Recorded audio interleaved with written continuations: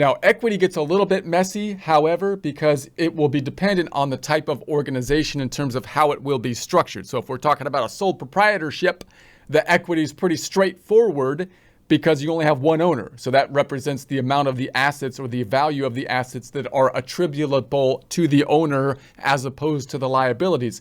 If you're a corporation, it's still usually basically pretty easy. That's the beauty of the invention of the corporation, because we can think about the equity as being attributable to the owners, who are the owners' shareholders in that case. But how do we allocate the ownership per share?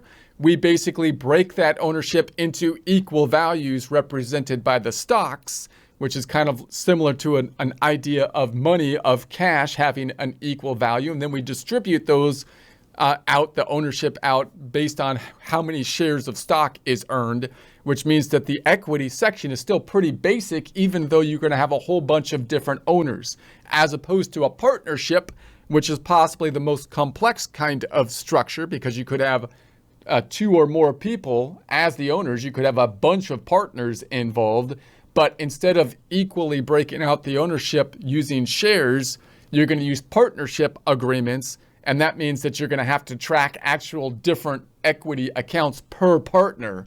And they're not all going to be the same. You're going to have to track the increases and decreases, the allocation of the income based on the partnership agreement, which is kind of a specialty kind of field in and of itself. And you got to basically spend some time to pick that up clearly.